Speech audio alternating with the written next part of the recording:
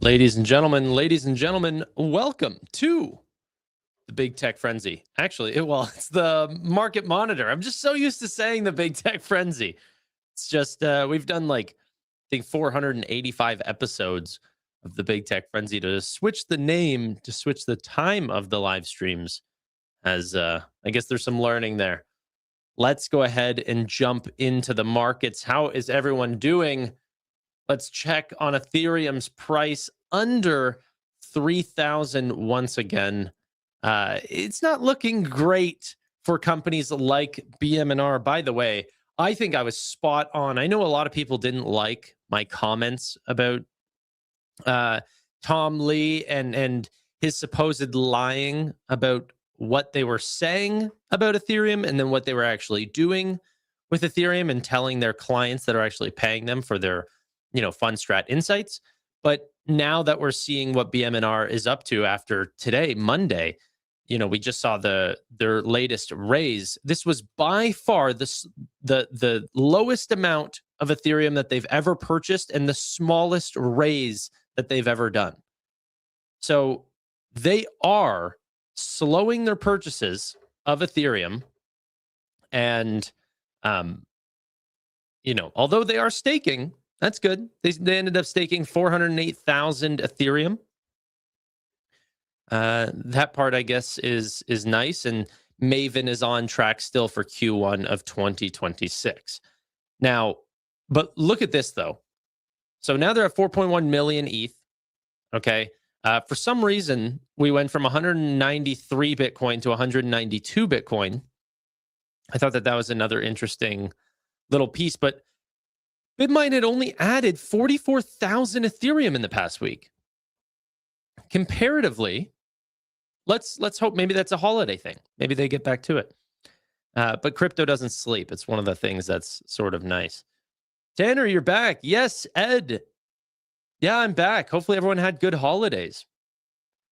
Parsival, how you guys doing? Frederick, Austin, Allen, Seaman, Rob, Ferrari Tech, Sun Daddy Pitch AI. Pun intended. How you guys doing? But yeah, no, this was a tiny raise, like tiny. Then whenever you actually look, I'll do a more full BM&R update today. That should come out later today as well. But essentially, they raised the littlest that they've ever done. They bought the least amount of Ethereum, even though the price is at one of the lowest prices that they've paid. They continue to hold a lot of cash, $1 billion, and they've kind of stayed flat over the last 4 weeks. All that's pretty interesting to note. They're now staking, so we will end up seeing some income from that finally, which is nice. But yeah, what? Oh, and their MNAV is not looking that great either, under 1 times. Okay. I feel like Poet is one of those boom bust stocks. Maybe Poet might do well. I ended up seeing them on a list for, I think it was Morgan Stanley's best AI stocks for 2026. But they've paid influencers to not talk about their product, but to talk about the actual stock.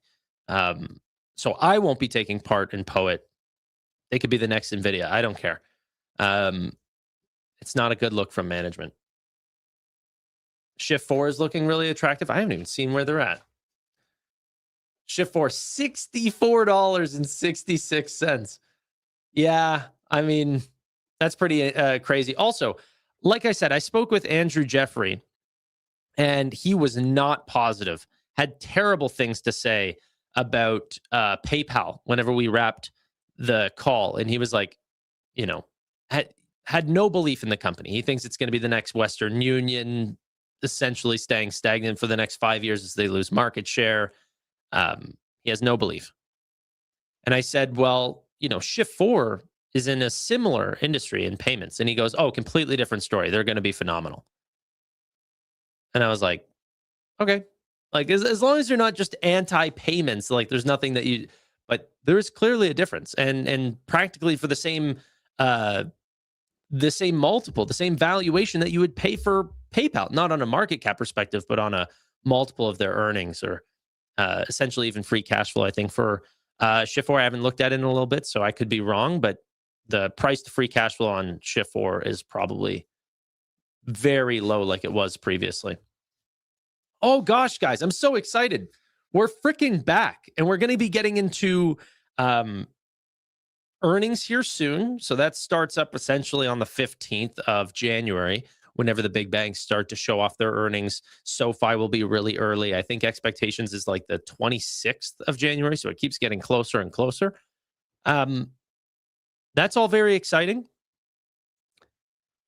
What else do we have? We have a little bit of a half week this week. We've got, New Year's. That's going to take a day off. And then next week, I have CES. So I'll be gone almost the entire week for CES. I'm going to try to go live, but it's just a matter of how busy we're going to be. My worry is that the people I'm going there with, we're just going to be constantly going out and, like when I'm there, I'm obviously not there for a long time, so I don't want to be like stuck in my hotel room streaming. I want to try to meet some people. But I do want to try to be there whenever market news happens for you guys throughout the week. So I'll try to find a balance. Yeah. Tanner says NVIDIA will double in 2026. It's not true. I talked about this yesterday. I really do think that NVIDIA, most likely, my base case is that we're going to see about a 40% increase. I think that people are immediately calling off the fact that this can't hit 300. And I'm not on that page. I think that if, we continue to see rate cuts, China opens, Vera Rubin is in 2026. Like the excitement for NVIDIA, I think people have just think that it's stagnant. If growth comes in over the next year of 60+%, then that brings the PE ratios down, assuming the same multiple, around 60%, So that's very good for growth companies. But yeah, I'm not worried about it being $7-8 trillion. I think you're going to be wrong. I think that NVIDIA eventually, it might not happen this year, but NVIDIA will be a $10 trillion company. And people said it wasn't going to be a $1 trillion. I mean, history has favored me so much in this name, and the amount of flack that I've taken since, I've been a buyer of this company essentially since a long, long time now. Okay. Late 2018, I think the market cap was under 100 billion. It was extremely low. And then as it's continued to go on, no way can it hit $1 trillion. No way can it hit $2 trillion. No way this company should be $3, $4, and even $5 trillion. And all those milestones have been smashed. So history is favoring me so far. We'll see. We'll see. I think everyone's expectations of artificial intelligence are extremely hampered by what people are listening to whenever they listen to the news. It's extremely negative. All talk about bubble and no talk about actual valuations and what the customers are actually doing.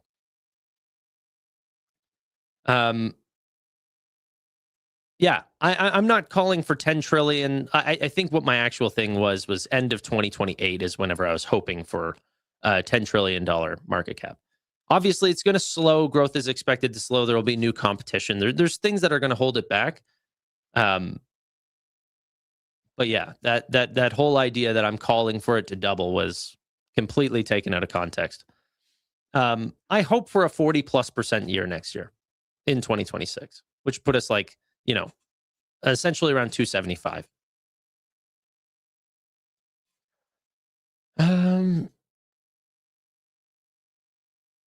I would say Amazon is a safe 40%, not NVIDIA, LOL. I mean, yeah, look at the last 5 years of both of those companies, and then you tell me which one the market is actually favored.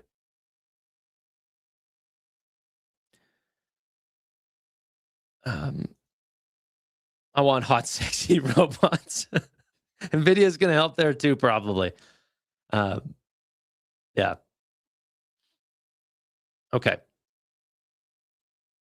I also am hopeful for a good year in Amazon. It's one of my newer buys, but that's because it's not a big part of my actual portfolio. I'm trying to grow it up, but um, I'm also putting significant investment into Nebius because I do believe in this artificial intelligence theme continuing to build up over time. Um, okay. Bought some more um, SoFi today. Where's SoFi? Isn't it at like 26? Yeah, 26.90 right now, down 0.6%.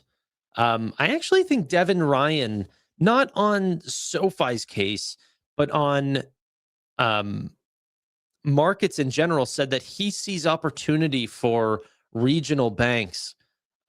Maybe there's some context for mega cap banks or even um, fintechs there as well. So let's go ahead and take a look. Actually, one second. I'm going to change monitor, put it up there. Okay. Let's go ahead and have a listen. Let me know if the audio and everything, if something goes wrong. Performed this year, the KBW Bank Index is up 32% year to date versus about 18% for the broader S&P. Joining us now is Devin Ryan, Senior Research Analyst at Citizens. You've got these massive runs, particularly in the big banks. I mean, Citigroup is up about 71%, finally trading above book value this year. Goldman Sachs up 58% this year. Morgan Stanley up 43% or 45%, sorry, this year. You think they're expensive. You think they're going to get more expensive in 2026. So what do you do in that scenario? I mean, do you ride the wave up higher, or do you say, you know what, maybe this is the point in time where things are getting a little pricey. I'll just crystallize some gains and see what happens. Great question. And I think there's a few ways that we can play this. Well, first off, I think we just step back and why are the stocks up so much? So business was pretty good in 2025. It's probably getting better in 2026 with capital markets still gaining momentum. I think the loan backdrop is getting better. And then deregulation and just the ability for banks to really utilize capital and generate better returns on that capital. And so I think those are trends that started in 2025 post-election. Those continued, but then the big piece that we're talking about as well is just sector rotation and technicals. ETFs in financials saw about $30 billion of inflows last year, and we think that continues in 2026. So that's kind of the marginal buyer here, and that's why Goldman's trading 6 turns above historical levels on PE on 2026. Morgan Stanley's 5 turns above. So we think that trade can continue, and actually the business momentum into 2026 is only accelerating. So we'd probably stay in some of these names, but then there's other places you can play. I think regional banks, we see opportunities there, and then kind of ancillary firms like Schwab, or even in some of our fintech coverage that are going to benefit from some of those same themes. What do you think can ultimately derail it? What should investors be on the lookout for as it pertains to just the continuation of this theme? I mean, outside of the macro picture, which obviously that if that deteriorates, then the whole trade falls apart. But there are so many tailwinds here. What are some of the biggest risks? Yeah, I think that the biggest one really is macro, as you just mentioned. But you remember back, not too long ago during Liberation Day, these were some of the worst performing stocks. So we've had kind of a 360 here, 180, really around kind of sentiment. But I think more broadly, we need to see a continuation of this capital markets recovery. Announced M&A volumes were up 40% in 2025, but that was really large deal driven. What we're looking for in 2026 is kind of a continuation and a broadening out, meaning financial sponsors re-engage. And I think that's going to be very good for banks, both in terms of capital markets activity, but also reigniting some of the lending activity. So we really need to see that play out. And then we need to see some of the benefits of deregulation come through. There's a lot of talk about it in 2025, but we need to start to see capital being reallocated internally. We need to see capital being released in return. So I think those are a couple big things that the market is banking on. If we don't get those, people would be pretty disappointed. But our call right now is that we're probably getting that. So the path of least resistance is still positive here. I also think. Oh, sorry. I also think the IPO market in 2026 is going to be super hot. So for a lot of the big banks, like you said, Goldman Sachs or Morgan Stanley, something like this, that's only going to lend a ton of favor to those types of names. Hopefully that even benefits the likes of a Robinhood or SoFi to some degree. I think, there might be slight improvements there if there's customers that don't have early IPO access to certain names that they really want to take part in, SpaceX and Anduril, something like this, or Anthropic, maybe even in 2026. And then if SoFi or Robinhood have potential access to those types of names, that people would, end up setting up a brokerage account there, trying to get access to those names. What do I think about Pagaya? I honestly don't give enough thought to Pagaya. I'm not saying it's a good or bad name. It's pretty interesting, but the only reason why I ever look at it is because of SoFi. My only concern with that too is that SoFi might be replacing Pagaya by essentially using their own platform, the loan platform business, to end up selling off the lower credit or the lower credit box consumers to essentially their own marketplace of buyers. So I'm not, and if I could just add one other thing on that, the evidence that you would find that is happening is that originations for SoFi had exploded in Q3 and things looked great. But Pagaya's volume did not. So Pagaya's volume actually went down quarter over quarter. So yeah. Okay. Chime or Gemini, which one's better? I think these serve different purposes. I actually have another video queued up that I wanted to show you guys about certain individuals' belief in the crypto market for 2026. So, Gemini would play into that as well. Now, Chime is one of those names that had accelerated pretty quickly in its price. So if we take a look, let's bring up the stock price here as well. It's actually flat, completely flat on the day. Wow, it looks so weird that it's just absolutely flat right now. It's literally gray. It's almost like it's halted. Like, is there zero volume on this name? It's moved today, so it's not like closed. Anyway, maybe there's something I don't know. But yeah, I think there's going to be low trading volume this week. It does seem like that's going to be the case. Okay, there we go. Yeah, but it's essentially flat. But if we go ahead and look back, this company, supposedly, Andrew Jeffrey actually told me this, that it IPO'd at $27, ran up to $45. I thought it IPO'd at $40, but no, supposedly it IPO'd at $27 was the initial issue price, ran up to 45, and then sold all the way down to 16. I literally bought this day, like November 3rd. That was whenever we were really buying into this name because it was way oversold there. But the price difference in $16 up to $26.50 is a big difference. Okay, that changes the price of the company in a single quarter. So we had seen earnings by that point, no new information, and essentially the stock had raised up, more than 50%. So from that big run up, it does take away a little bit of my excitement on the name. Do I think that 2026 is still going to be good? Definitely. And or at least I'm playing this for Q4, which obviously Q4 is finishing up now, but we don't have earnings. So I'm talking about the actual earnings print and then Q1 earnings print. And then I'm going to look to see whether I want to continue to hold this name or potentially just rotate it into a fintech that I like more. My 3 to 4 favorite names right now is SoFi, Robinhood, Nubank, and dLocal. So if I want to own the user, it'll be one of the first 3. If I want to take advantage of a payments name that I think is oversold and is going to have a great 2026, I think that's dLocal. So, yeah, Chime's cool.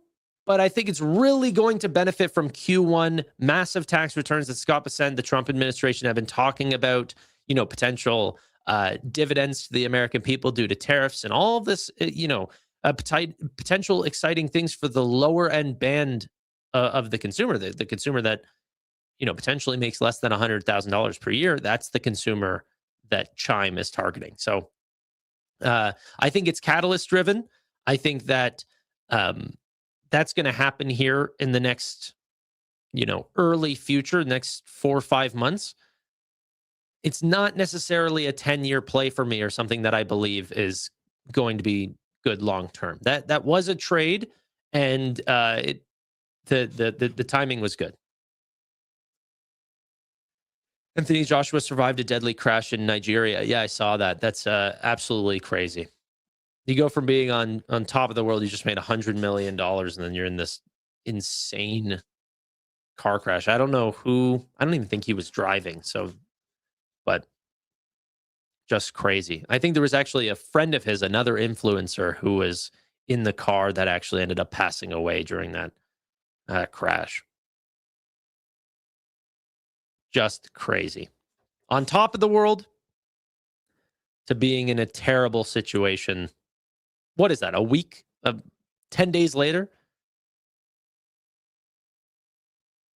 Sad. Okay. Tanner, there is max pain target for January 16th at $15. Could this possibly happen? For Chime, you mean? I assume he was visiting family or something. Yeah. I don't know. I'm not like into the boxing world that much, so I don't keep up with Anthony Joshua. Yeah.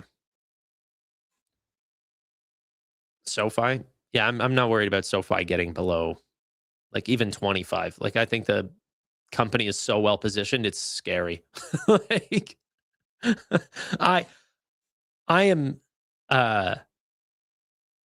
I don't know how you could see anything that's going on in the macro. Like even what was the report that we got today? New home sales?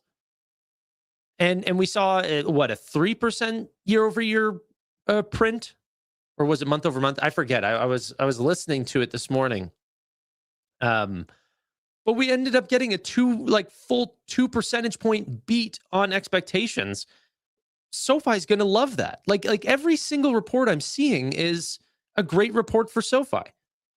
Potential rate cuts, more rate cuts into 2026. A new Fed president by Trump that is going to be guaranteed to be dovish on rates. They have a massive, like very, very trusted brand name. TGL is popping off. Like all the marketing, all the products, all the things that we've been looking forward to. USDC, Galileo customers, Chime leaving Galileo is actually going to be a big beat for SoFi that I guarantee you no one's paying attention to. Another $34 million in a single quarter is going to guarantee that beat for Q4. And that was much earlier than expectations. Expectation was Q1. Now it's Q4. There's another 10 deals that are signing on to the platform, supposedly large deals as well, with installed user bases. What's looking bad here, ladies and gentlemen?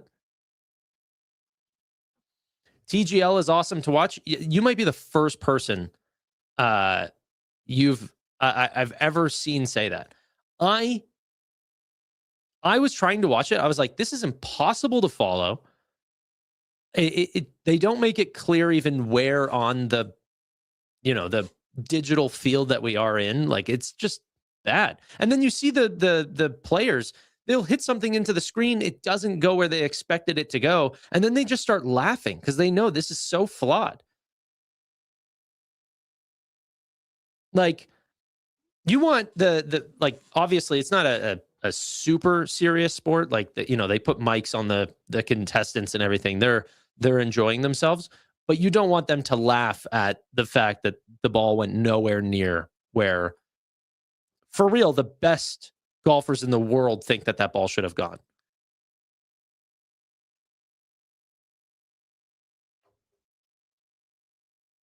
TGL is a new Tiger Woods golf league that is essentially a simulator.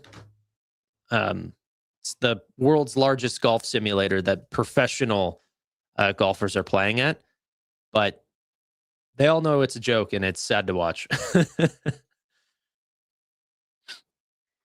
Okay. Let's go ahead and said Nebius bounce. I mean, it's a small one, but still, Nebius at $86, I will take. Like, we were sitting in the sort of low 70s range not too long ago, you know, midway through December, a couple of weeks ago. And it's funny because you could look back here in recent history and think that we're headed back here. And then you go and actually look at the company's like revenue growth and you're like, oh, wait, they continue to excel revenue by 400% year over year. Okay, it's never going back there. And then like, so I'll be making a video more on my actual valuation of how I look at Nebius.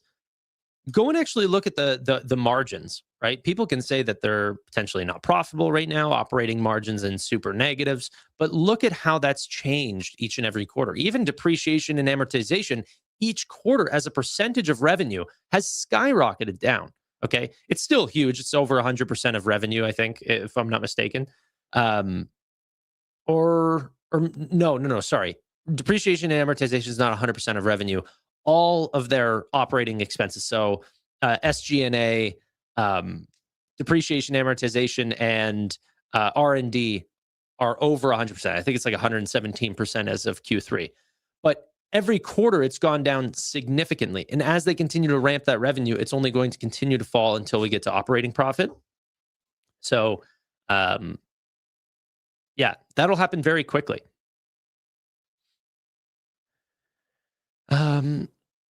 Is Nebius profitable? So essentially the way that I would look at it is, how do you look at the company? Like, what's their gross margin? Roughly 70%. Okay. How much does it cost for them on the depreciation side and everything like this? Because the what they're selling, the token generation of the GPUs, and the GPUs are slowly melting over time, or, you know, maybe a 6-year shelf life, whatever. So you have to add that in. That's very much essentially a cost of goods sold. But after that, like, everything else is kind of, you know, they're doing that because they want to continue to be number one. So sales and marketing, R&D, stuff like this. But yeah, I very, very much like the name, and their margins get better every quarter. Okay.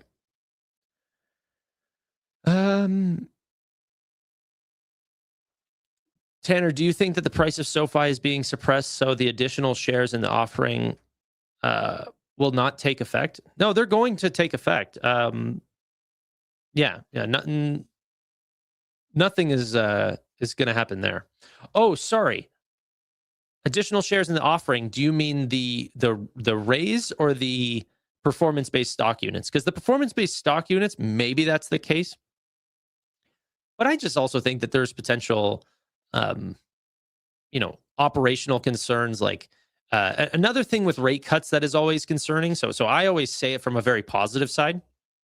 One of the things that you also risk whenever there's a ton of rate cuts is repayment risk. So this is a little bit concerning with banks. This is kind of an interesting thought if you guys don't follow banks at all.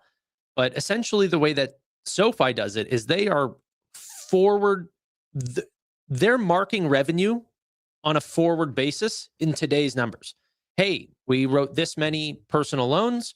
We know that we're getting a certain amount of defaults. We know that a certain amount of people are going to repay. So we're going to make this much money, and we can clock that as revenue today. So they do. But what can happen is if during a bunch of rate cuts, there's a bunch of users who say, hey, I could just go to another bank and take out a personal loan for a much cheaper rate and go back to SoFi and pay off that personal loan that's at a higher coupon rate, meaning I pay less interest on all my payments going forward, and there's no cost essentially to do that. Or maybe the cost nets out as being a benefit to them. So repayment, unexpected repayment rate goes up faster than you thought, which means that SoFi does not end up making the interest that they expected from those loans. That is a risk. If there's some analysts out there that believe that that is going to be a risk for SoFi, then they could put lower than expected price targets on the company. I don't think that's going to happen.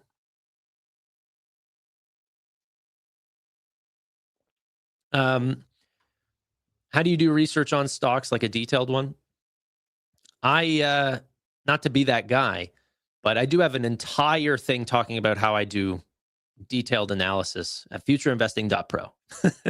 No, but for real, I've got a checklist that I go through. And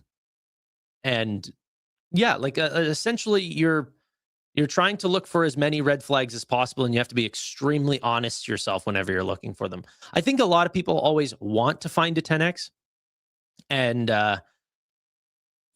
like it's always trying to find like, okay, well, what am I missing? Because the only person that I'm going to hurt is myself if I end up getting this wrong. So, it's a lot of honest due diligence. I use a program like Fiscal AI to do it. I like fundamental analysis. No, I'm not doing TA. Maybe I should, but yeah.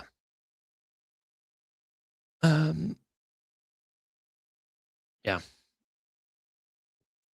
But I look for growth companies. So yeah.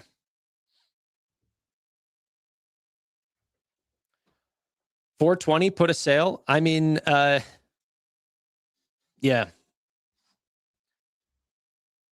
I will say, no, I'm not, yeah, never mind. I'm not going to say anything.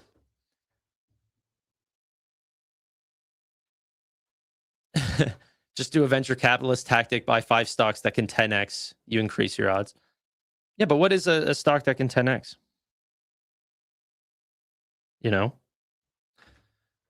I think you need to find like a total addressable market that's growing, revenue that's accelerating, margins that are improving over time. If you get I almost look at those as like potential like S curves. Like, hey, if you were to look at this 5 years out and they're continuing to grow and grow and grow on revenue, look at Shopify or something like this. But then all that time, because they are, one of the largest e-commerce brands, one of the largest payment companies in the world, all of this stuff, that the more volume that they do, the better rates that they get with their vendors. So the more they sell, the better their margin is over time. Obviously, there's new costs, like just like always scaling a business, that they're going to have new costs as they get into new things. But if you can find companies that are in a growing total addressable market, that is growing in market share and growing in that margin, you're going to have a hard time losing money finding those types of businesses. Like, for real.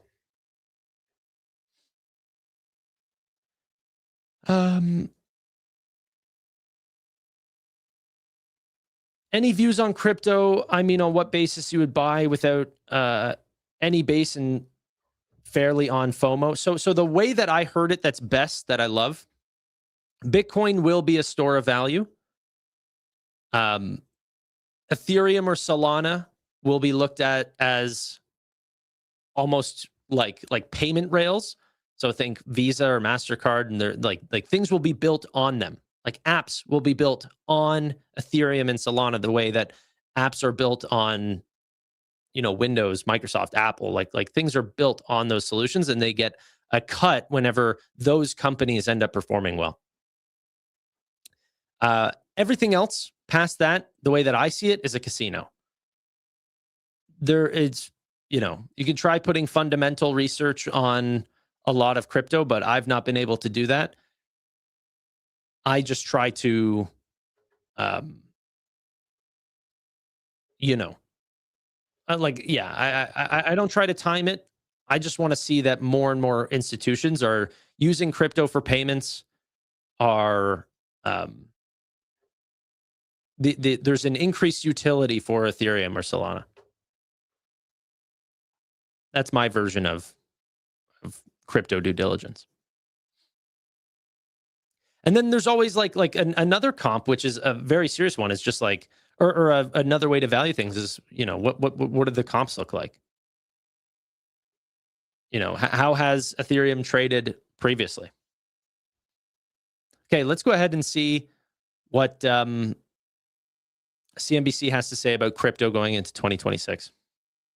Cryptocurrency is closing out a tough end to the year, and Needham sees the action taking a toll on crypto exchanges in the new year. The firm slashed its price targets on Coinbase, Robinhood, eToro, and Gemini, though it did maintain buy ratings on all of those stocks. Joining us now, John Todaro. He's senior analyst at Needham and Company. John, as we enter a new year, I mean, I know you have something called your crypto euphoria Needham diagram. What is it showing when it comes to sentiment, and what's that mean for these stocks?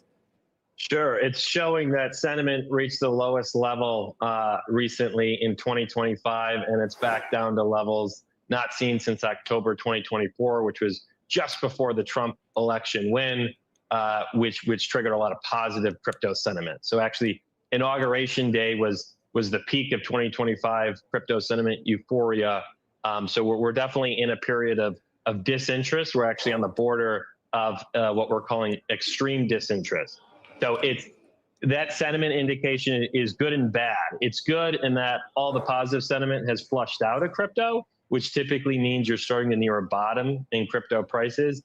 It's bad for the platforms, though, because that negative sentiment means there's a lot less retail activity in crypto than there was before, and it typically takes a while for retail traders to come back into the ecosystem. It could take up to 2 quarters or so, even with higher crypto prices, for retail to really start coming back in. Is it just sort of the moves and sentiment that have you expecting it will come back, or is there anything in particular you see next year that perhaps is going to aid it? It's a good question. So I think broadly, what can start to help crypto platforms is actually verticals that we typically don't associate with traditional crypto tokens, right? And so that's real world asset tokenization. So this is actually bringing other assets on chain. Stable coin adoption growing, which typically you don't have price changes in stable coins, right? But it can benefit the crypto platforms. And then the other thing to actually benefit the crypto platforms maybe in 26 is them diversifying away from crypto and offering prediction markets and some of these other assets. So in terms of crypto-specific catalysts, I'm actually, quite frankly, struggling to come up with one in 2026, other than those three I mentioned that are kind of broadly and adjacently connected to crypto versus something very Bitcoin or Ethereum or Solana specific at this point. I was just looking at the best performers of the market year to date. Forget NVIDIA, Robinhood. It's up 215% year to date, one of the best performing stocks of the S&P. Why is that? Is that justified? I think it has been. I mean, Robinhood has really excelled at becoming this super app. And you're now seeing all the other crypto platforms and exchanges more broadly trying to go after what Robinhood has done. And Robinhood did that not by betting on just one particular asset, but offering a ton of different products. They've done a phenomenal job of being first to market in areas and also offering a pretty in-depth product in those areas as well. They've done very well in prediction markets. Their core equities, commodities business has done well. And then also crypto has been decent. Even if you look at the crypto volumes, they've come down sector-wide, but Robinhood's acquisition of Bitstamp has actually kind of blunted some of the impact to their crypto volumes. And that's because Bitstamp is a little bit more institutional, and so that volume sticks around a little bit longer versus retail. So Robinhood has done a phenomenal job in a lot of different areas. And now you're seeing Gemini, Coinbase, the others, eToro, trying to kind of catch up and become this super app like Robinhood has done so well in this year.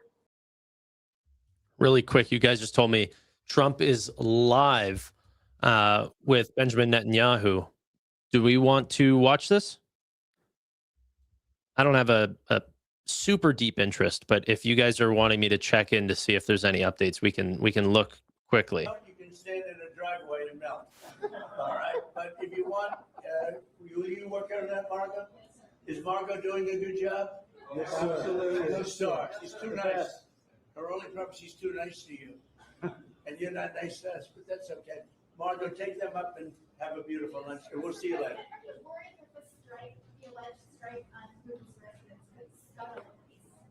Yeah, I don't like it. It's not good. I heard about it this morning. You know who told me about it?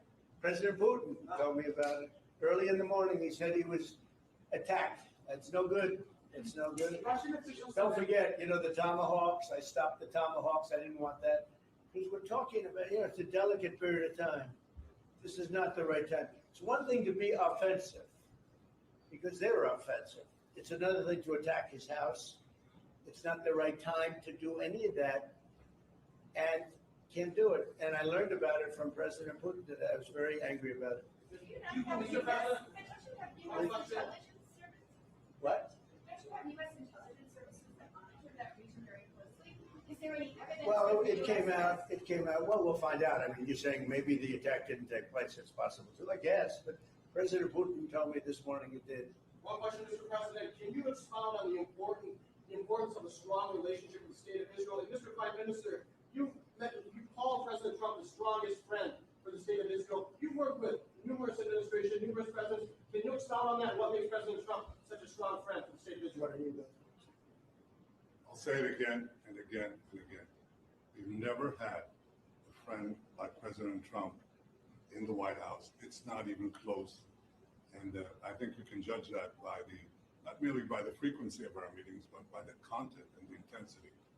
I think Israel is very blessed to have President Trump leading the United States, and I'll say leading the free world at this time. I think it's not merely Israel's great fortune. I think it's the world's great fortune. Well, I just want to say that it's very important who the Prime Minister and President of Israel is. We have a great relationship. It was an honor to speak before your leaders. That was a great honor for me. I think it has not happened. It's a little quiet. Do you guys care? I don't know. Not really tickling my fancy. The major bear thesis for Ethereum is that it will be able to monetize. The major bear thesis for Ethereum is that it will be able to monetize the activity on its network. I think maybe you say potentially it won't be able to, but yeah, I just think it's wrong. It looks to be that the better and better that Ethereum gets, that more stuff will be done directly on the L1 rather than even needing to build out some L2s. But we'll see. Ethereum's price. Are we seeing any activity? No, 29.32. Yeah. Okay. Let's see. Tanner's live. What's up, brother? Grab Bull. How you doing? Okay, let's get back to the news. So, there is, yeah, we talked about Needham or cutting rates. We ended up watching that video. So to me, it really does seem like a lot of institutions are turning extremely bearish on crypto for the first half of 2026. I'm not sure what they're seeing. I don't have the same reports as them. You know, however, there is some concerns about getting into crypto firms if there's going to be a massive sell-off. Now, I think crypto is here to stay. I think that crypto is going to be used just like Larry Fink. And back in the day, I didn't believe this because it was a bunch of people on the internet telling me that, you know, crypto is going to be used for everything. And I go, okay, yeah. But now the people who are saying crypto is going to be used for everything is Larry Fink, Jamie Dimon, Scott Bessent, Trump. Like, I mean, the list is insane, right? The people who actually dictate the types of money and the rails that we're actually using are saying we're going on crypto rails. Then there's also companies like Coinbase, for example. We don't even have to play on the Robinhood side, but a lot of how crypto is coming to market is facilitated by Coinbase and you know, Brian Armstrong's team. So Is there going to be some short-term pressures? Maybe, but I've never, tried to trade on that. The only ever time where I've taken advantage of potential volatility is once it's happened. Once there's been a large sell-off, potentially I'll look to enter into those stocks. Or if something has ran way too high, way too fast, potentially I'll look to trim, right? But I don't expect that in the future. I don't aim for a certain time where I think that there's going to be some massive moves. By the way, let's take a look at silver really quick. $34.76 on SLV, down 9%. It was crazy. We were talking about it yesterday, like as it hit its high. Do we think that we're going to see a new high, however? That's really going to be the interesting question. Like I said, I've got no clue. I'm not, making assumptions on this.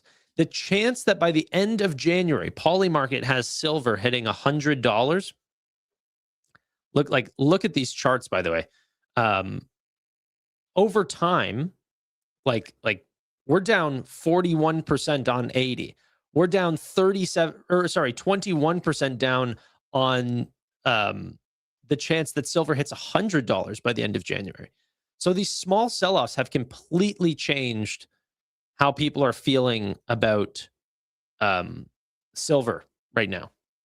Almost like the hype got sucked out of it because we didn't go in a straight upwards trajectory. I don't know. I'm not playing the market regardless. But what I like about that, and the reason why I brought that up and started thinking about that is like I find crypto to be very similar. It's like, okay, well, what's the price going to be January 31st of for Ethereum? I don't know. But can I play Coinbase or can I play Robinhood and benefit from that volatility? If you were to see a spike up in crypto, like what we just saw in silver, which we've seen many times, not to the market cap size, but to the percent gain, the exchanges win that war. Maybe some retail customers end up enjoying that as well if they can get out at the right time. But any transaction, any hype that gets more customers onto Coinbase, gets more customers onto Robinhood, Gemini, what have you, is beneficial to their business. And it's not just volatility. That's real locked in earnings. So there could be a lot of volatility on crypto going forward. But I think that, in the long term, it's going to do very well.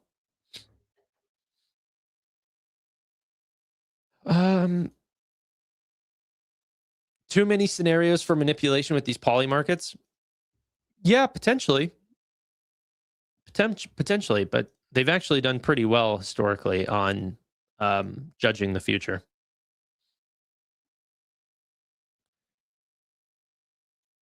Okay.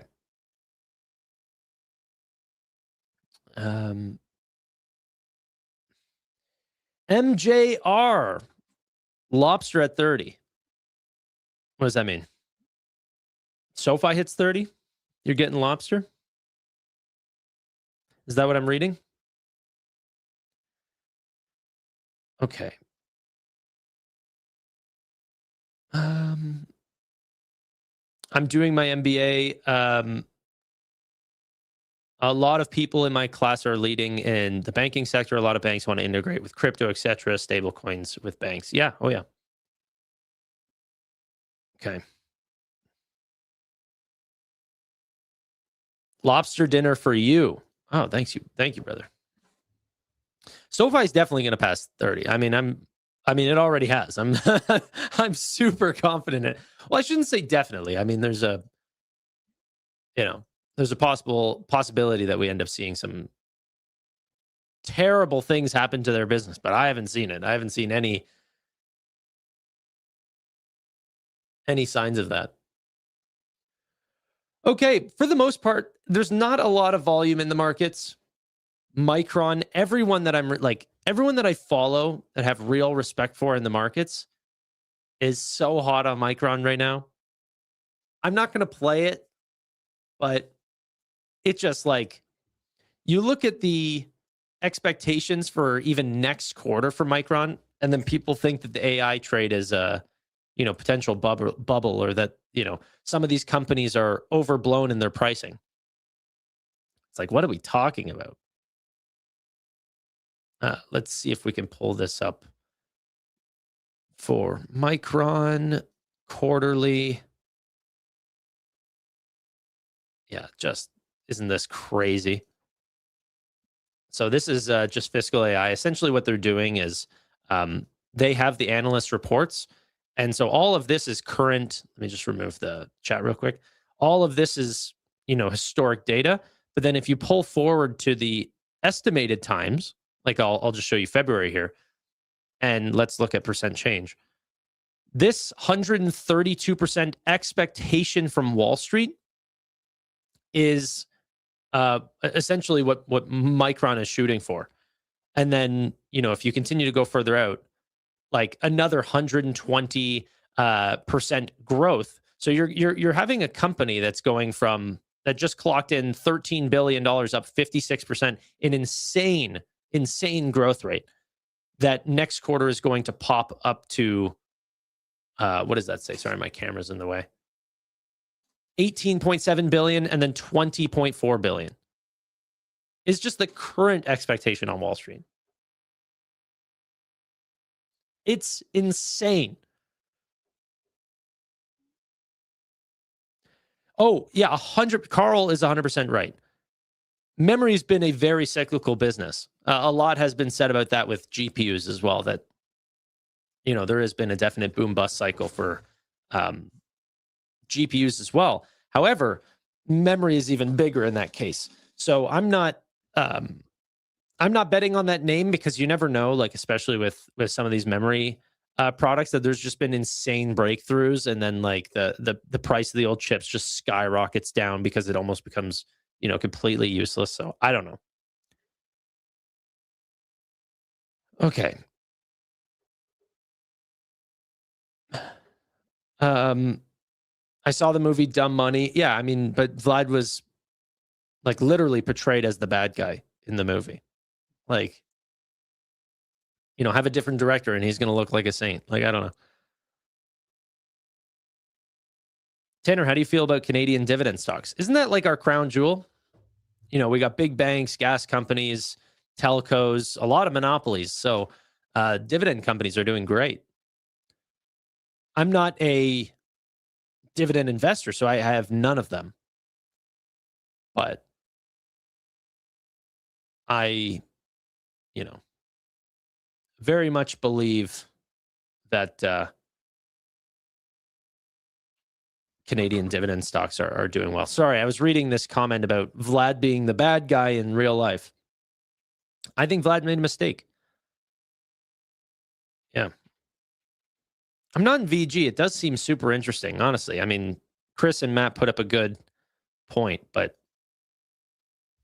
yeah.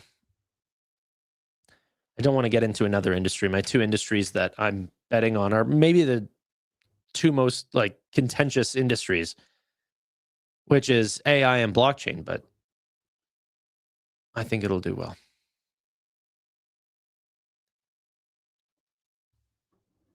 Yeah, I own BM&R. I own NVIDIA. I've got dividends. You're telling me there's companies out there that pay you more than a penny? No, not a chance. What price to add on Amazon? I'm adding like today.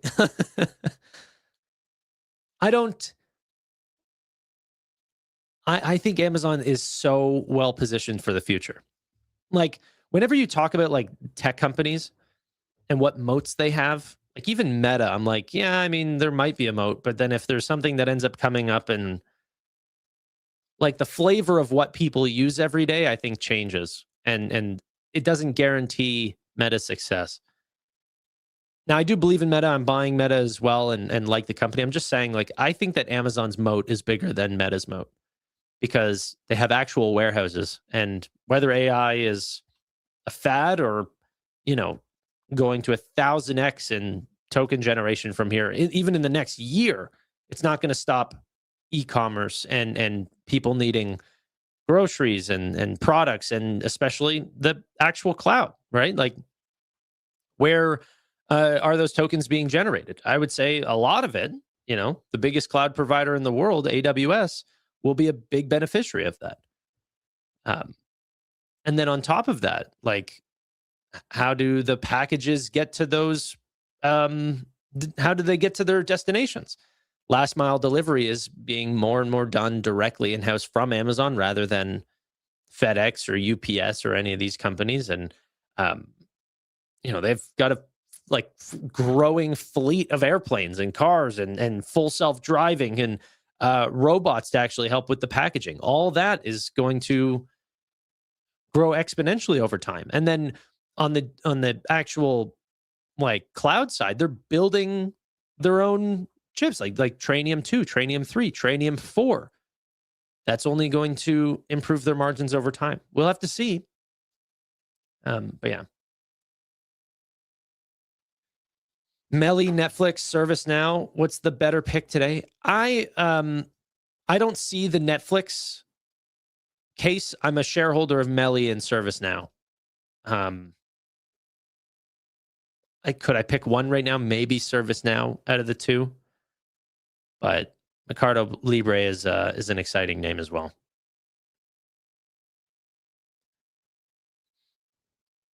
Okay. Amazon has a lot of people rooting for it in 2026, which makes me worried as a Amazon shareholder. Yeah. I mean, it's definitely a possibility, but yeah. Okay. ServiceNow versus Salesforce. I hold them both. If I had to pick, though, still ServiceNow. I like buying the faster growing, more expensive names. Yeah. But I know a lot of people might talk crap about Salesforce or their products, especially. I know people always talk about how much they suck, and I wonder how many of those people have actually used Salesforce's products. I was in financial services before, as a financial advisor, and I was just at that cusp where we were still using carbon paper and, ripping the paper and dividing it by department. And then, COVID happened and Salesforce happened, and it just revolutionized everything. And so it made us 10x, more efficient at doing our job. And I'm sure Palantir would be 100 or whatever people compare it to. But for financial services, for sales, it really helped us. And yeah, doing YouTube full time now. Yeah. D-Local or Shift4. Another one. Don't make me pick, man. Don't make me pick. Honestly, my real thing is that Shift4 is way too cheap here, but they also lost a great asset. Jared Isaacman's working full time at NASA. It's concerning. D-Local, I think, might have an insane year in 2026, and fast grower, huge potential. It's crazy what happened last quarter. Everyone just held down that stock and acted like they didn't just grow revenue at 60+%, net income year over year at 93%. Crazy.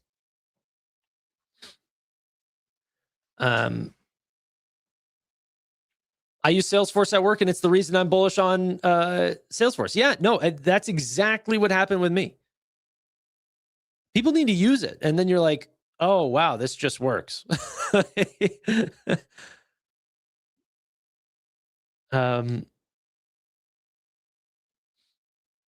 Seems like all the on-chain finance is going to run on the Chainlink standard. You agree? Genius Act plus Clarity Act written by Chainlink.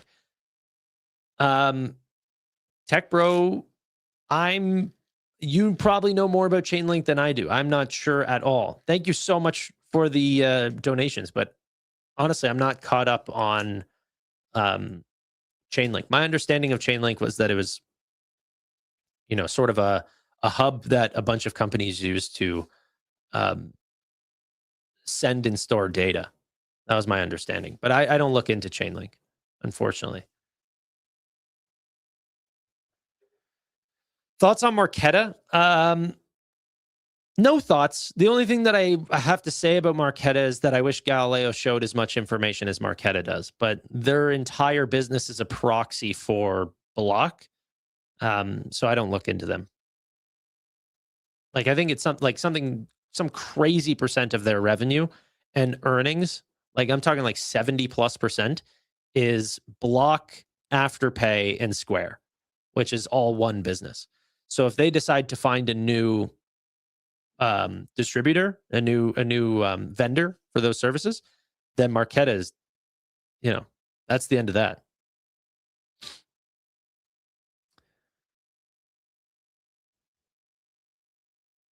Okay. Why did Shift4 fall so much if they're growing? Their greatest asset, their founder, had left. He's now the head of NASA, Jared Isaacman. He's gone. She gone.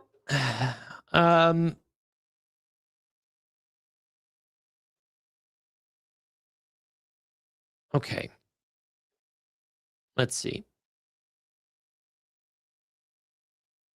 Sezzle knowledge of products? None. None. Tried looking into it really quickly, just looking at their growth and everything. But to me, it looked like the reason why they had such amazing growth was their comps, and that recent quarter-over-quarter growth was not super exciting. So it was just like a first glance. Like, I was like, okay, well, let me just, take a quick peek. And it didn't catch me. But I probably need to do a bigger look, but I'm honestly looking into names that I think are more important, like Nebius. And I've never really done well with extremely small market cap names. I've done really well with companies that are $20 to $50 billion. So I try to hang out in those areas anyway. Okay.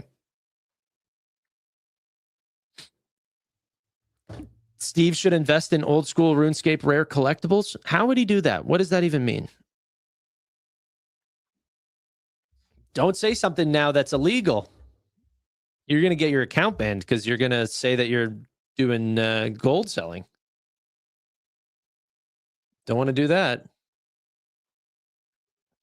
Unless you're from Venezuela, in which a lot of people were doing that. Do you think Nebius can come back soon? I mean, I don't want to, say anything that, like, I'm only doing it for me. But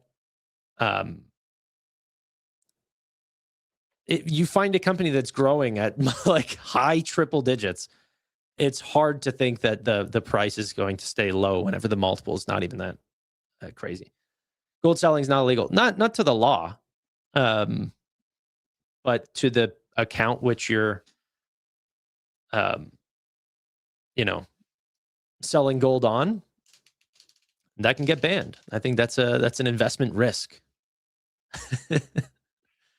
To all my OSRS fans out there. Jeffrey Epstein, the financier, says, hey, he got banned on YouTube, but didn't get banned off Twitch. Joining us from the afterlife, Jeffrey Epstein. Yeah, there's nowhere appropriate for this joke to go. That's the end of that.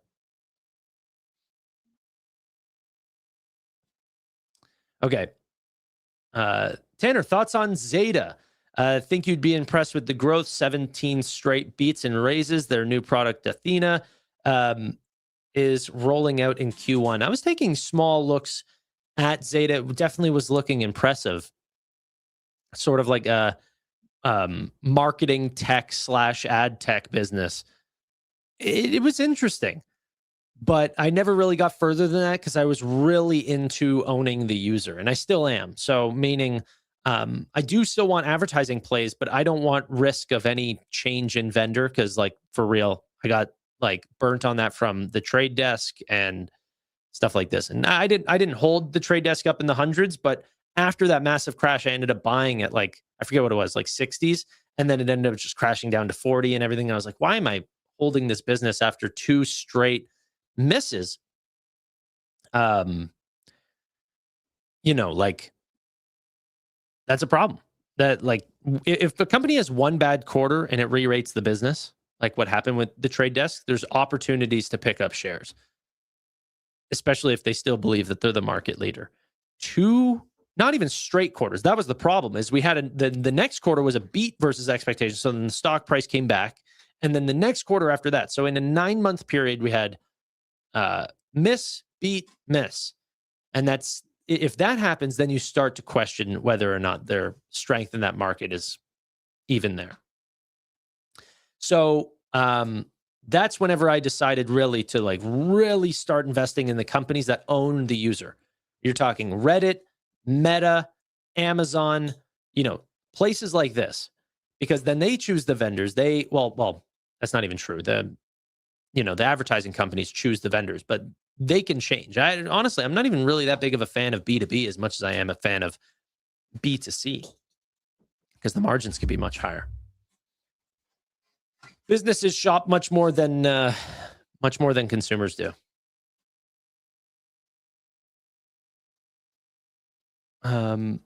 Google owns me. None of the others that you mentioned. Well, Google's another one. I would say that Google does own the user. I would, because you're going to google.com, right? So you're owned by Google. And Google owns me too. They literally pay my paychecks. They pay my paychecks. They take care of my home security. They take care of my my business. Like everything is Google. My email, all of it. Go Upstart. What's Upstart's price doing? Let's go ahead and see the markets. It's been a little bit. We've just been chatting. Gosh. Upstart 46.88. That's actually a decent improvement from, where we were a little bit ago. We hit $34.23. But I'm not looking to invest really in this business. Not a big fan of Upstart. Canopy Growth Corporation back down to $1.64. Look at this freaking pump and dump, man. 159 up to 328, back down to 165.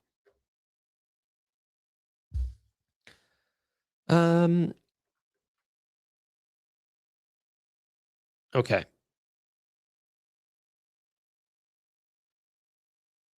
I got entertainment from that perfect business model. Google is the perfect business model. I think, and I've said this a bunch, search might literally be, the greatest industry ever created. They're selling things for unbelievable costs and zero cost to them. And it's needed more and more every single day. Like, that's better than movie theater popcorn margins. I mean, it's just incredible. Evan in chat says, I used to own some CGC. You know what's funny is CGC all the way back. Like, I'm talking whenever the company used to be called Tweed was how I originally got like really into the stock market. So as Trudeau, what year was this? I know that he ended up legalizing weed on my birthday. I remember that. But I don't remember what year it was. But Trudeau was going to be getting elected, and there were talks of his that said that he wanted to legalize marijuana, like recreationally in Canada, which is where we are right now. And that did happen. And I remember all of my friends, everyone around me saying that they were voting for Trudeau because I was young. I was like out of high school, and out of high school, these kids that are 18 that can vote, that's what they cared about. They didn't care about the politics. They didn't know who Trudeau was. They just said, hey, you know what? I want to smoke outside. Like, I don't know. But I ended up going into Tweed with like all the money I had, which was nothing. But that company ended up 12xing. But this was a long time ago.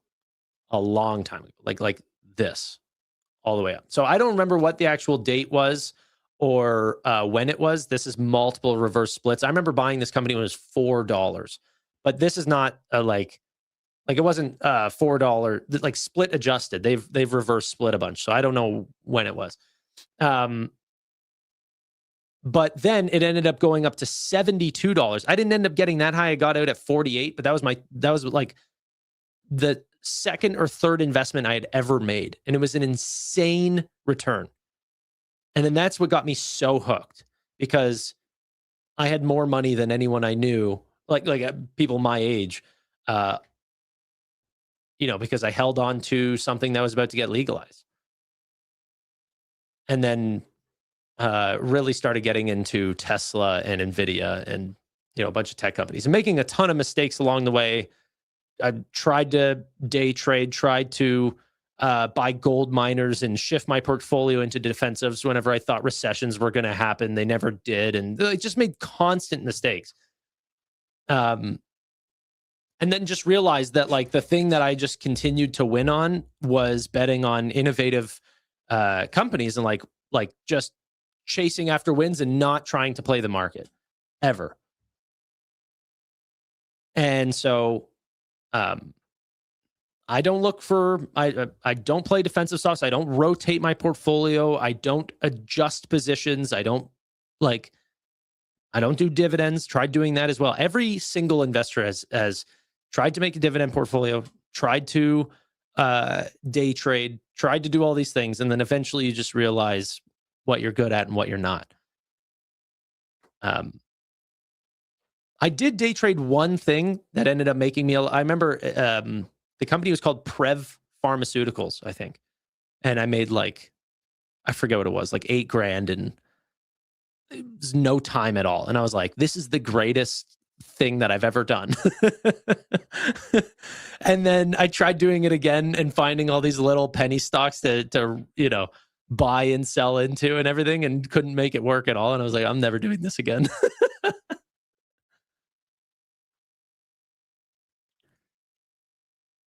Yeah. And then, I know Paul here likes trading. For me, anytime I've ever tried to, see that a company was in a range, and then, I'm not an idiot, okay? I can see. Well, I am an idiot, but I'm not as dumb as to think that whenever a candle goes up, the higher it goes, there's a likelihood that returns somehow. But you would see SoFi in a range of $10 and back down to $6, and $10 and back down to $6, and it would sit in this range for a year. And people are like, Tanner, it's so obvious. You buy whenever it's low, you walk it up to 10, you sell it, then it goes back down to 6, then you buy it. We've seen this 5 more times. It's going to happen 10 more times after that. But it happens until it doesn't.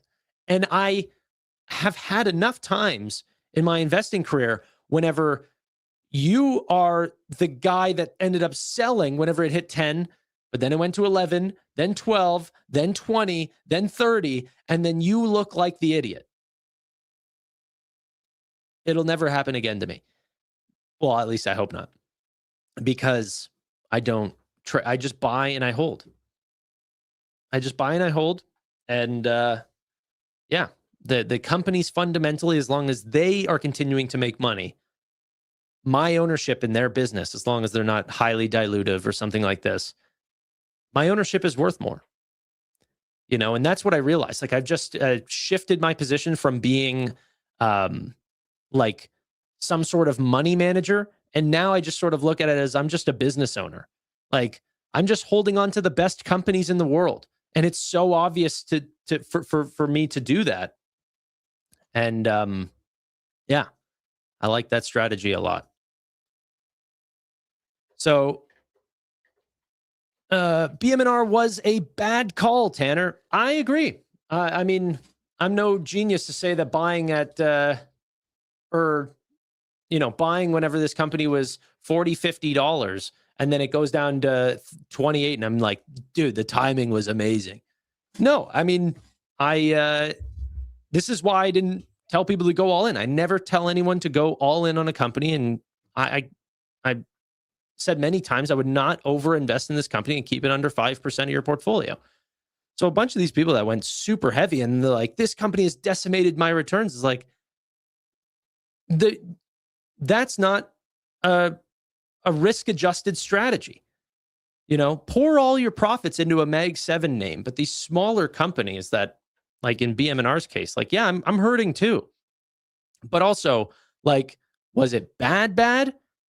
Okay. Or was it just bad timing? Because the company, I don't know. We still haven't taken on any debt. You know, we buy Ethereum and we hold it. And if Ethereum goes up, we're going to skyrocket.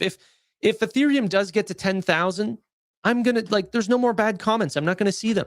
The amount of bad comments were like, people were calling me a scam artist and saying how bad of an investor I was whenever SoFi went from, you know, $9 down to $4.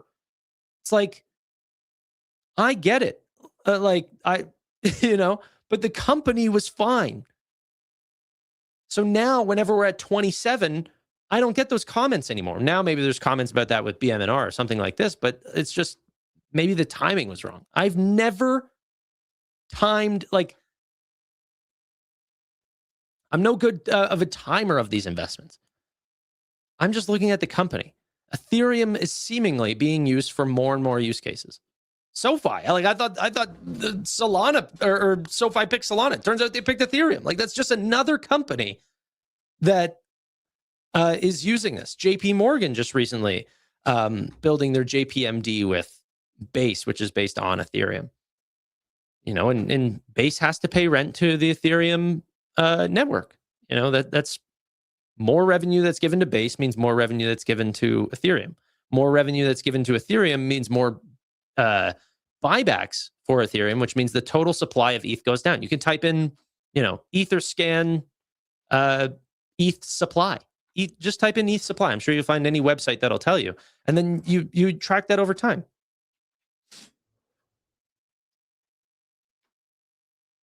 Okay.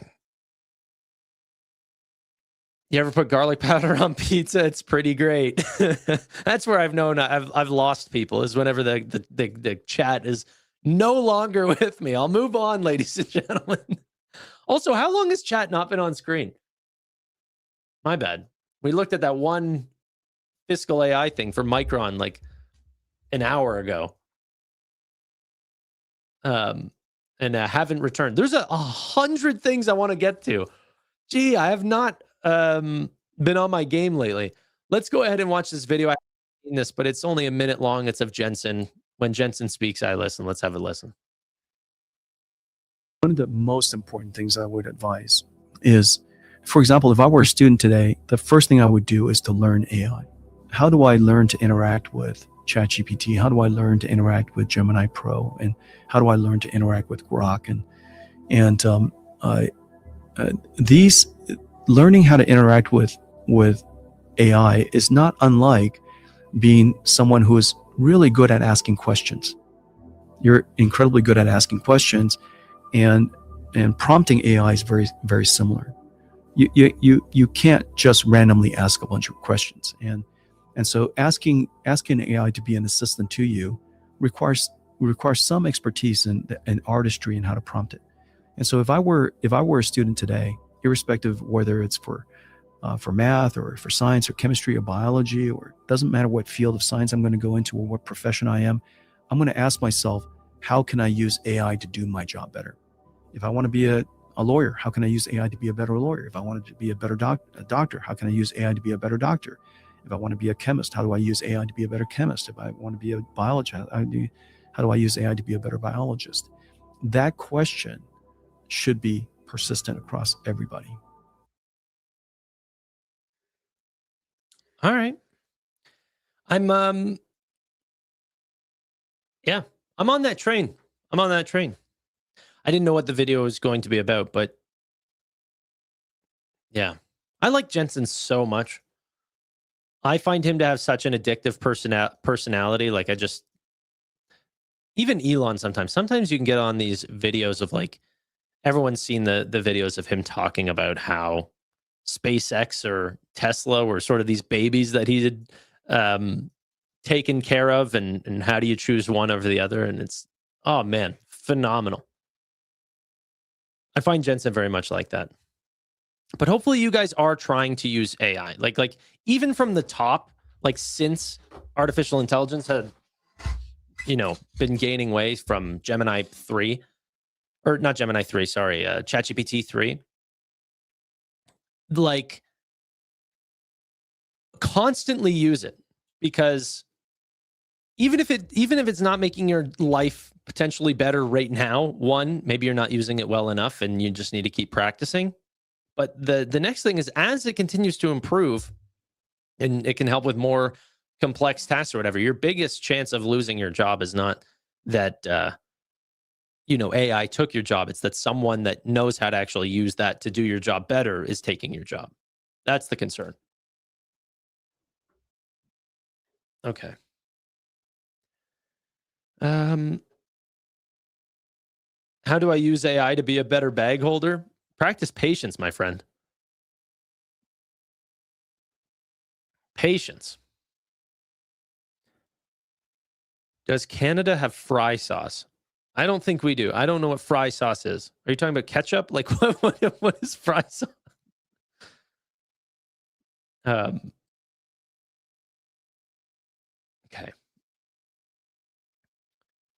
I'm pulling my kids out of school, not needed anymore. It would be a scary time to be in school. Imagine you're in college or university or whatever, like practicing to be a lawyer right now. Oh my God. Fry sauce is like Thousand Islands. Yeah, we do. I mean, isn't Thousand Islands like Big Mac sauce?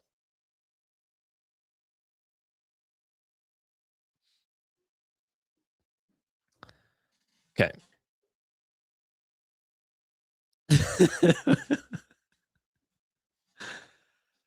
What did your chef prepare for lunch today? I'm not. It's not like that.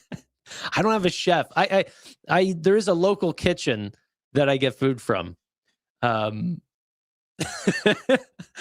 prefer Food Bank. No, no, but there is a local guy that preps meals that I get my meals from. He's not a personal chef. I'm sure he serves like a bunch of clients. But for real, I have no idea. For real, I don't know. Oh man, that's so freaking funny. It's not a ghost. Well, at least I don't know. Like ghost. Whenever I think of ghost kitchen, that specifically means like Uber Eats, like a kitchen that doesn't have a thing. If you mean ghost kitchen as like, I guess it could be. I don't know if you can walk in and eat at this place. I think they just cook meals that go out to homes.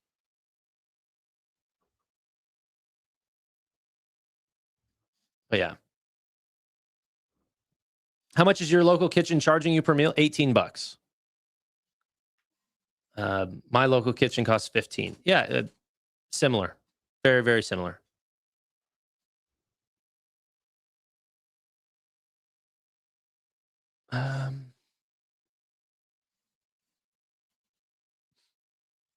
Can BM&R sell ETH if the price keeps going down? I read the strat. Yeah, absolutely. I thought if what's it called? I thought if their MNAV goes below 1 times that it would be appropriate for them, but Tom Lee has said a couple times that they don't want to sell ETH. I think that's sort of a weird strategy. If you fall below 1 times, it would be more beneficial for you to sell that and buy your stock back, because your existing ETH that you have on your balance sheet is a better price than the ETH that you have on like that is on the market. Can't you cook for real? No. Nope. Don't know how. Don't want to.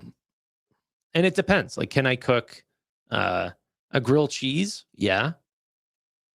Can I cook chicken if you want it dry and burnt? Yes. Do I want good, tasty food? And another thing why I like ordering food the way that I do is there's no waste. I find like sometimes we'll do groceries and everything like this, and then half of it just goes in the trash because it's just sitting there too long. you know?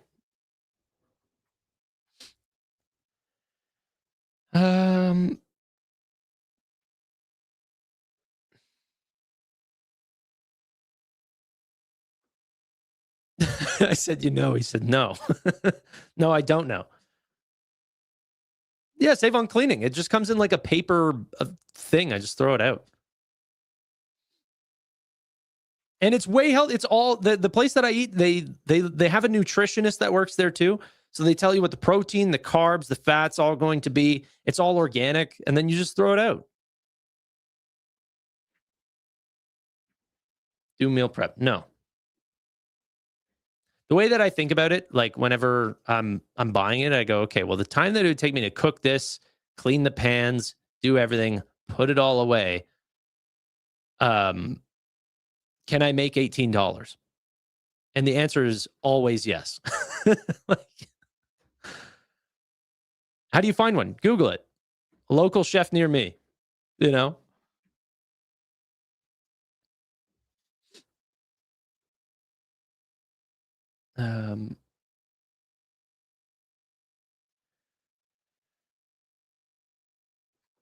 What are the top 3 investing opportunities you see at the moment?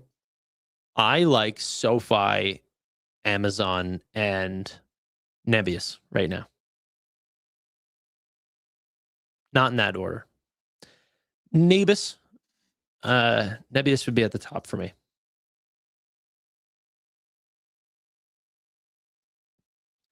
I'm in Toronto. I need to find these places.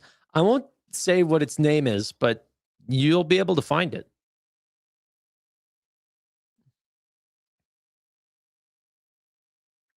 How much do you spend on food per month? I'm not sure. I remember whenever I was doing Uber Eats and stuff, though, like my costs per year on Uber Eats was like over 20 grand. Like, for real, I spent so much on Uber Eats. I'm not doing it anymore because it's cheaper to actually just, I get this, and much healthier, and you know what's in your food, and they literally tell you everything. But yeah. And then people go, oh, you should learn to cook. I don't want to. I like, for real, do not. Zero interest. Tried it many times. No, thank you.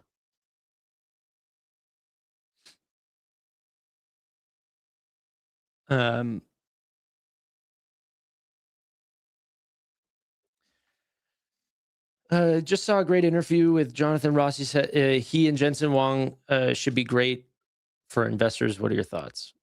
No thoughts. Is it like factor meals? Yeah, essentially, except I don't really like factor meals. I don't know what they put in it. You have to microwave it in a plastic container. The one that I have is a local one, but yeah, it's very similar. Mine's in like a, I don't know, paper thing, and it goes in the oven. Not that I'm super worried about all the plastic, but yeah, it's definitely a concern. Your girlfriend can't cook either? Nope. I've said, like, if there was a girl that looked exactly like her, same personality and everything, but she could cook, like she'd be in trouble. Like, for real, I would love a girlfriend that cooks. But my girlfriend, luckily enough, makes good money, great money, and she runs her own business. And so, you know, like, that's like we both are just working all day.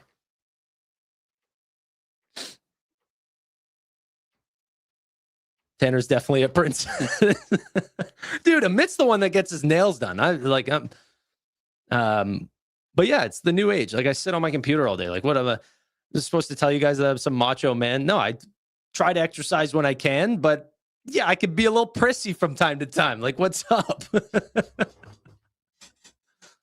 No, I wouldn't consider myself a princess, but I just don't want to cook.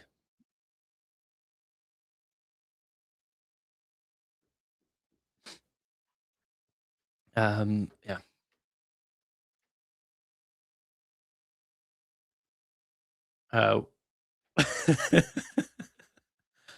I love you, Tanner, but I'm sure you know that. What, that I'm a princess?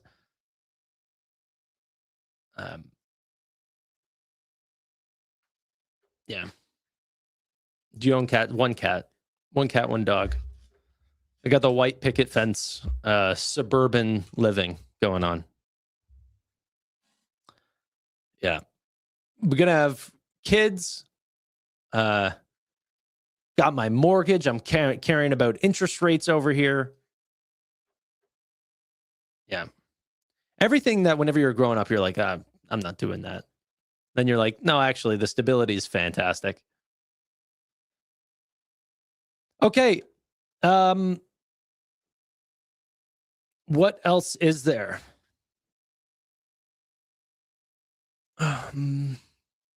ETHZilla. No, I don't care about that.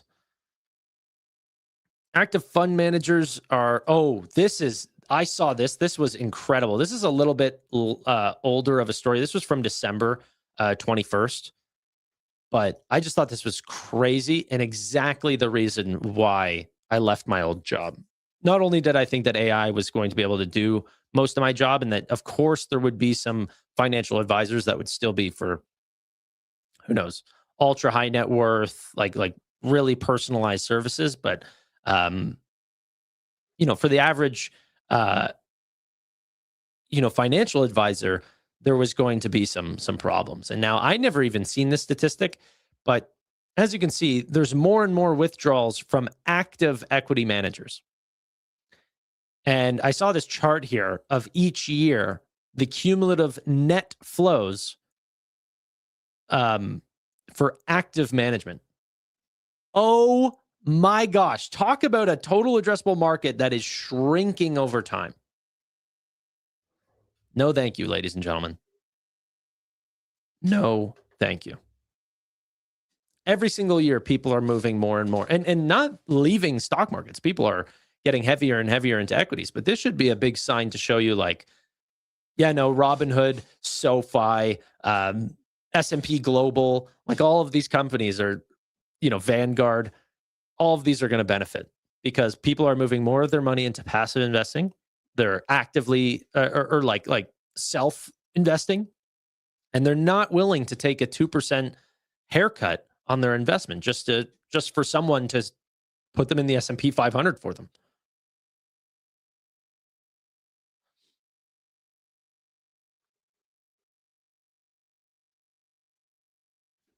Who drew that chart? What's wrong with the chart? What is wrong with the chart? Are you rotating a portion of your portfolio to tech? Who's going to tell them? No. I like technology. Nothing's scaring me. Yeah. Like, were you guys investing through 2022? Especially in big tech? Like, we took a big hit. My portfolio sucked during that year. But I tried to buy on the way down, and I didn't rotate out of anything. And, we found higher highs.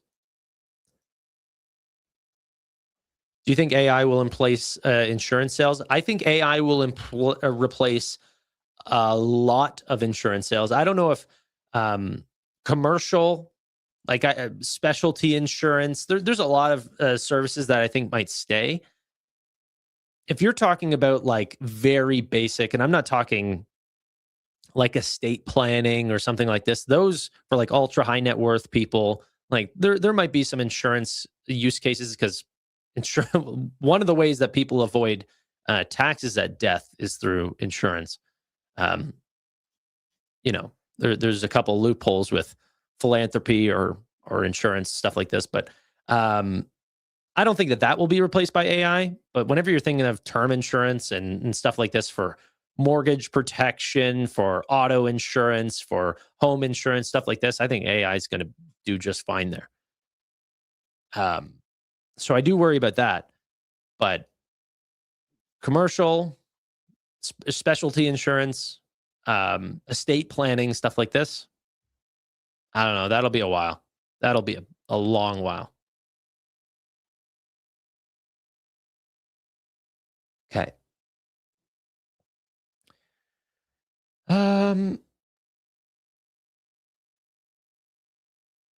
A lot of talk about your Uber Eats habits. Can I get a few words on the business of Uber? I like Uber. Yeah, I think whenever there's a bunch of different car companies that are going to get into full self-driving and everything, which I think will be big in the future, it's how do you order it? How do you get those cars there immediately?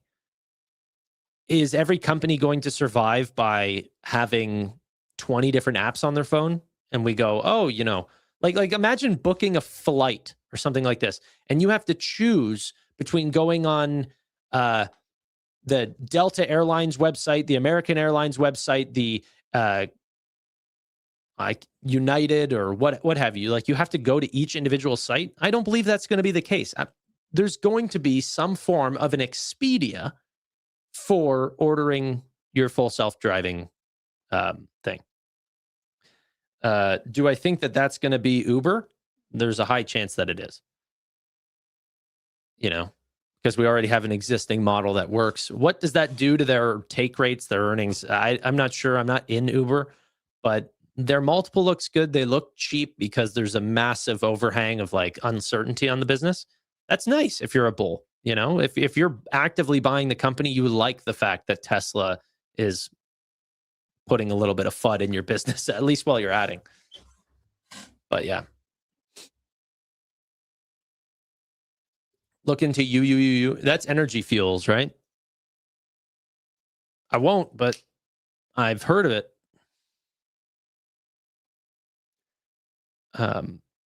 As a customer, you want as few apps as possible. Yeah. I've also heard that for Uber, they check if this could be a complete myth. I mean, I could be falling for a conspiracy right now, but like I heard that they check if your phone has Lyft, and if you have that app open, that they will give you more competitive pricing. So, yeah, that's it.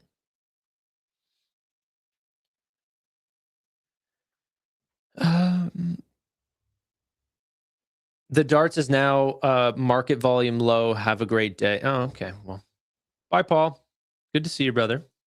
It's not good for Robinhood. We want to see volume. December, I guess, is going to be stunted a little bit. Best film you've watched this year? Dude, I don't even know. I'm not sure. I have my favorite 25 movies list that I did with Steve, which I actually want to change because there's a movie that I remembered that I want to add to it. But also someone typed in Oppenheimer. I would say that's a top 25 movie as well. But my favorite movie I've seen this year specifically, I'm not sure. I don't even know what I've seen this year. Will TTD ever recover? I don't think it's guaranteed. So there's some companies that end up falling, and it's like, oh, there's FUD being spread into this business. TTD does not seem to be FUD. There seems to be serious concerns. So, yeah. F1 was all right. I saw that this year as well. I didn't think it was a super great movie, though. I mean, it was fun to watch. It was a fun movie. But yeah, I think like there's some movies that like move me, dude. Like really make me think. And F1 is not one of those. Yeah. I don't remember the two F1 drivers for that team, obviously. But whoever that black guy was in the movie, I don't remember the actor's name. I didn't even find him that good in the movie. I found like it just seemed like real, like he was acting the whole time, and I never really fell for the character, and that takes you out. Yeah, I have seen We Crash, and that's phenomenal. I really like that. That's on Adam Newman's downfall for WeWork. That's a great movie. And it's not even that I'm not into F1 because I really like this new theme of like Netflix series that make these massive summaries of sports events. So Full Swing or F1 Drive to Survive, stuff like this. And I love those. Like I've seen every episode of Drive to Survive and don't watch F1, but I love seeing the updates. That stuff's fun. But yeah. Wedding Crashers really made me think. No, I mean, like, I was watching Pulp Fiction recently. I rewatched it since I was sitting with Steve, and I was like, this is a phenomenal film. The timing, the sort of going from the different scenes, like how they go from like sort of a future or present view, then sort of a historic view to then a future view, whenever. I don't remember all the names of the characters, so I don't want to butcher it, but it's phenomenal how it all comes together. It's just, I love it. Good Will Hunting, unbelievable. Steve is so wrong. It's a 10 out of 10 movie.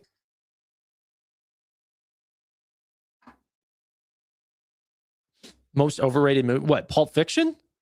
You've lost your mind.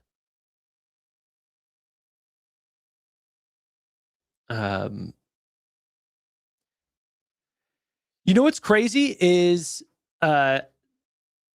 Making a Murder might be good, but have you guys seen Murder Amongst the Mormons? I recommend this to everyone. It actually makes me think about every collectible, every art piece. It's one of the greatest. So essentially, they do talk about that there's a murder amongst the Mormons, but then they also get into the foragery world and the it's just crazy that some people are so smart and they've been able to make these documents and stuff and fake them so much so that there's like these machines that can carbon date and try to age to see if these artifacts are fake. And even the faking has, been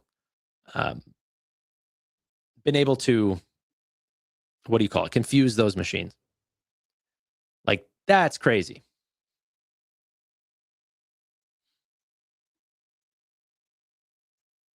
Murder Amongst the Mormons was great. Rubber's the greatest movie of all time. Look it up. Tanner, by your movie picks, I'd guess that you're a Virgo. I'm not sure, but I did say in this live stream that my birth date is October 17th. So whatever that is. I'm not into technical analysis, so I'm not into star signs and stuff. What you have to get one with another. Law Abiding Citizen, that's a perfect movie. Superbad's great. Yeah, he didn't get it. But doesn't that make you think like the reason why there's a documentary is because he didn't get away with it? Are there people that we don't know about? Wasn't the Mona Lisa or like one of these unbelievable art pieces that I think sold for like $400 million? Then later we found out that it was faked. Like, how do you even? The only stories that we know of are the people that got caught. What about the people that are not getting caught? What about the Jeffrey Epsteins of the world that have just gone throughout their life without getting caught and then passed away and we still don't know about it? That's got to be, worth thinking about from time to time. Like I'm over here trying to do my best to follow the law. I'm not on Jeffrey Epstein's list. I saw a joke about somebody that's pissed that they weren't on the list. Like, no, I promise you I was on the island. Like, hoping their name was. Anyway. I was there, I swear. Okay. In terms of the actual market, I promise you guys nothing's happening. Nothing fun. Silver's back. Well, silver iShares back to 65.33. Do you run any daycares? No daycares for me. No daycares for me. Yeah. I've always just assumed, like my whole life, I'm just like, you know what? Government is like, if I didn't pay any of my taxes, or if I didn't do this, or didn't fill out this form or anything like this, like people are kicking down my door the next day. And then you just have people that are just like signing up. They're like, yeah, we run a daycare and, you know, we require this in funding. We have this many kids. And then they're like, yeah, no one's coming to see. Like, they just pay it. It just blows my mind sometimes. I'm like, what's happening?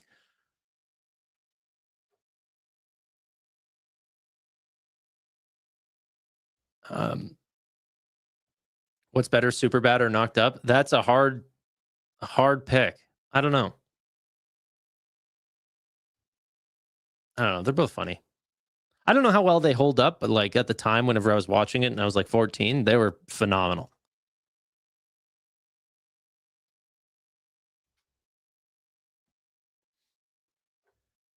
Okay.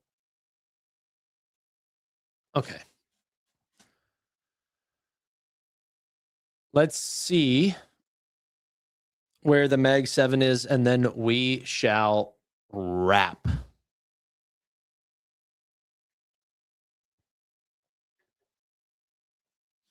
Super bad holds up. This is the end is better than both. This is the end is worse than both by far. Yeah. Some guy sent Amazon like $60 million in invoices and they just paid. Yeah, no, I heard the same thing about like Meta and Google and stuff. They just send them invoices and they're just like, oh yeah, no, we definitely owe this, you know, SaaS vendor $100 million. And they're like, yep, cool. Dazed and Confused, by the way, no one's been saying this since we talk about good movies. Dazed and Confused is a phenomenal movie.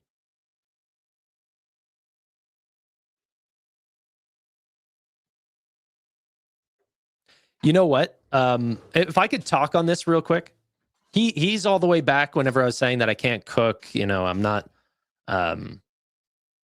like people are calling me a princess or whatever. I agree, whatever.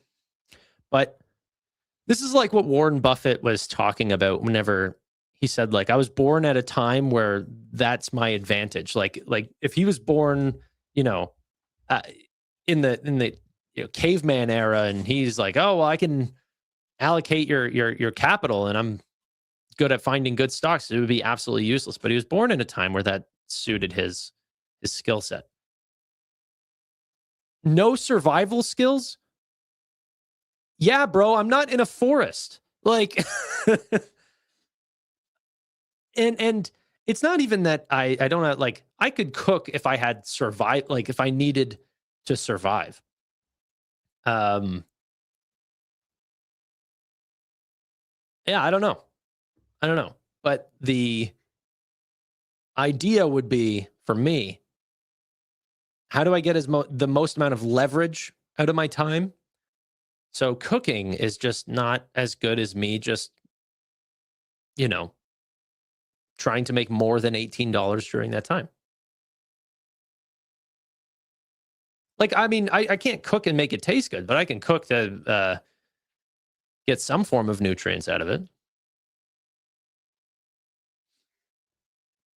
Micron still climbing? Oh, yeah. 292.43. Look at this. Actually, you know what? I can cook steak. That's the one thing I do cook. It's like one of the only proteins that are in my freezer right now. I buy nice steaks. I try to cook them well. I don't have a cast iron pan or whatever, but I have a stainless steel pan. I do a little bit of a reverse sear on it, throw it in the oven, take it back out, add the rosemary, garlic, lots of butter. I butter baste it, slice it up. That's the one thing I can can eat. But then honestly, whenever you're talking about like, oh, what do you eat it with? What do you mean? You eat the steak. Like, so if my girlfriend's there, she'll like make a side. But if it's just me, I'm putting a steak on a plate and that's it. That's what I'm having for dinner. Huge steak, eat the protein.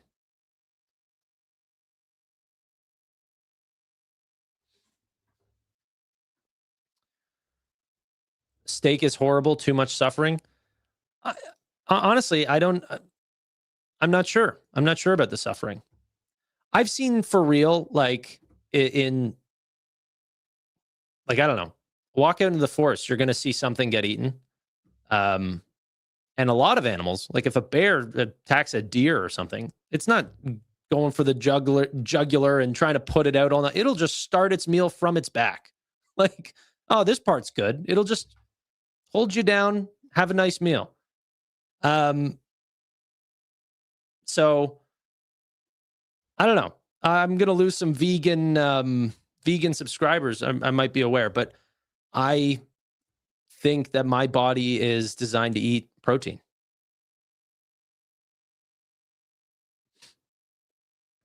Yeah, we don't live in a forest because we created a place that allows us to farm animals. You know, you don't have to enjoy it, but for me, whenever I eat a piece of broccoli or something, I'm like, yeah, I mean, my body enjoyed that a little bit. But you can give like a baby a piece of steak and it'll be like, this is the greatest thing of all time. There's got to be something to that, you know? Too much suffering. I hope they put it down nice and easy. Like I'm not like, hey, how can you butcher this cow in the way that it feels the most pain? Absolutely not. I'm assuming that there's some law or something that says, hey, you know, whenever you got to butcher this cow, that it doesn't see it coming. That's my hope.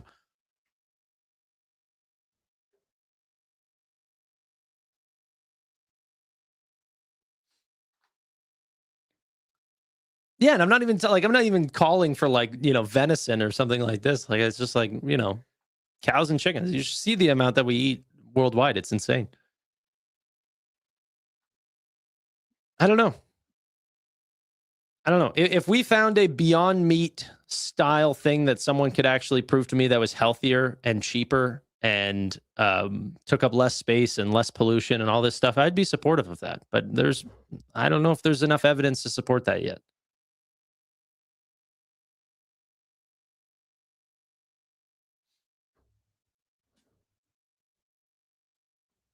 Yeah, like for real, count the amount of vegans that have climbed Mount Everest.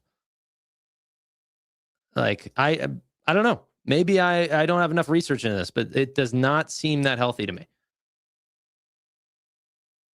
But Arnold's vegan. No, I'm not doing that, man. Make rice with steak?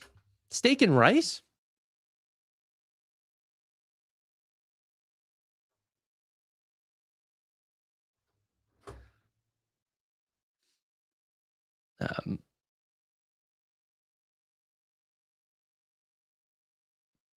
Oh, I remember all the like try Beyond Meat steak. I've had some of the burgers and stuff. I don't even find it like it tastes bad. I actually like find the taste is fine. I just don't know if it's healthy.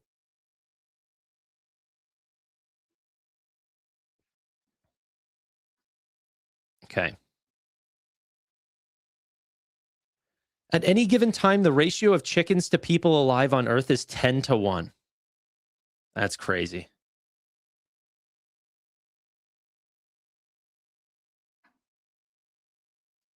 You definitely haven't done enough research. Yeah, I mean, I'm not a health expert, and I hope that you guys aren't coming to me for vegan advice. I could be wrong. I don't know. I just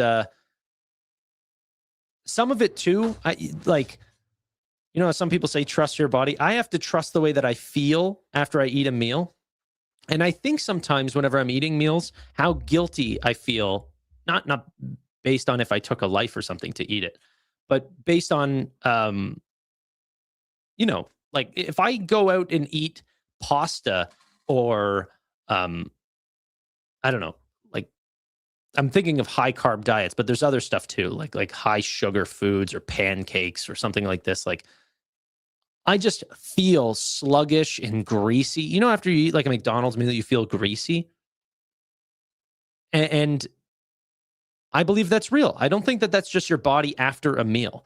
You go and eat like a plain meal, like, I don't know, chicken thighs, rice and broccoli, and you feel just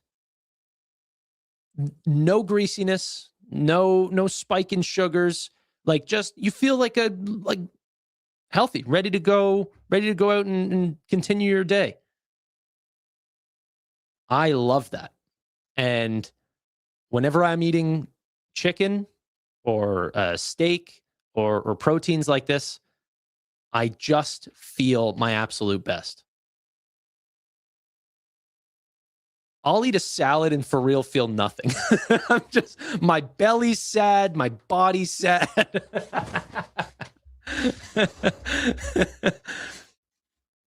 I'm not talking about KFC, dude. I'm talking about like, I'm talking about like clean cooking here.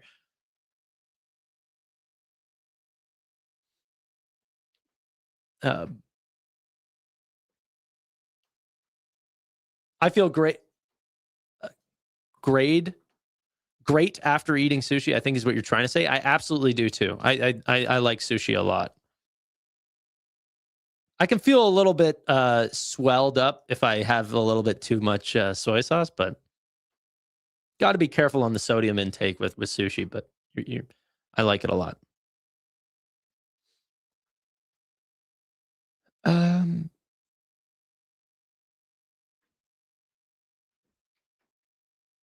Okay. I like grad. I feel grad ever. That's like that. Have you guys seen that video where the guy goes, did you take an Uber after or something like this? And then he says, I've never been to Uva Java. Oh my gosh. That's what it reminds me of. Grad Aver. Type in Uber Java. It's really funny. What's on Power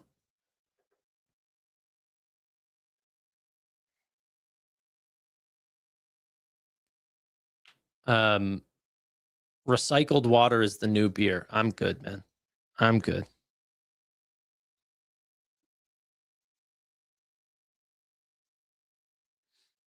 Organic chicken breast strips and jasmine white rice is the best bodybuilding meat, in my opinion. I'm a basmati kind of guy, but I agree. And I'm a huge fan of chicken thighs. I'm a dark meat guy. I wasn't whenever I was a kid, but I am now.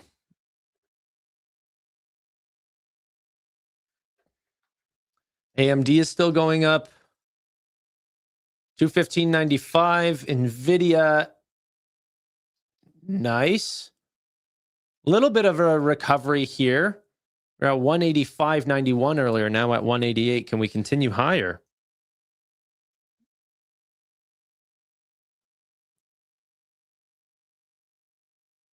Dude, the nerd gummy clusters. I don't even know what you're talking about.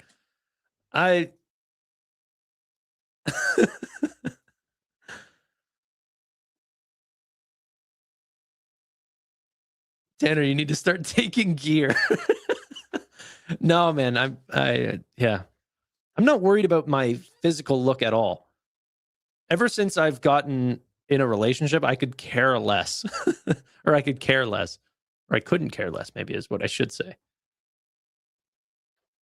If going on steroids was positive to my health, maybe some people could put up that debate, but my understanding is it puts a little stress on your kidneys. So, no, I'm not gonna get on gear. Thoughts on peptides? Honestly, I don't have a good insight into any of the peptides, or what's the right thing to do, or speeding up your metabolism, or any of these ones that I've seen people do. I don't know. I don't take anything.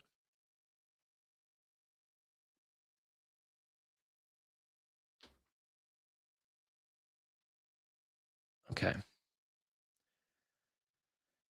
No, you still should care. No, I don't care. I care about my health. But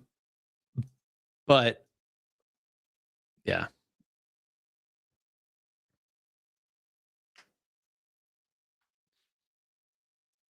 Start your first cycle with 350 milligrams of test, 250 milligrams of tren, and 150 milligrams of D-ball. Maybe add 1 gram of human growth hormone. Yeah. I don't want testosterone, Tyranobol, D-ball, HGH. I'm good.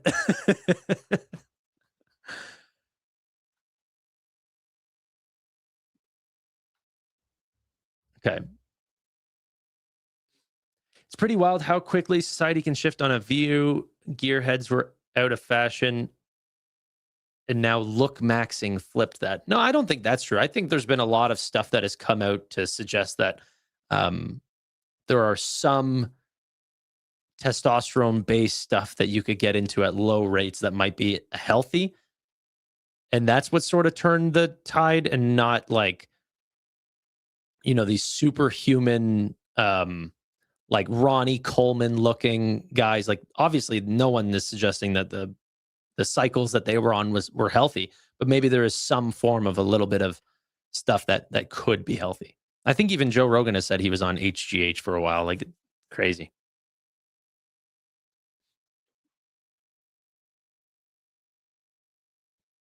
I just realized how crazy AI Bollywood movies are going to be.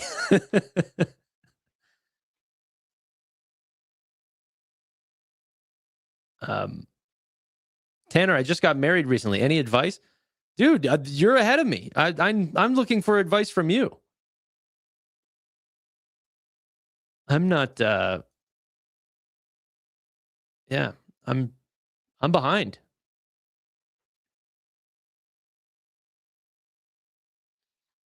One gram of HGH is good for your hair and nails.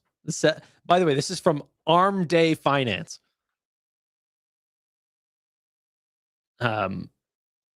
So yeah.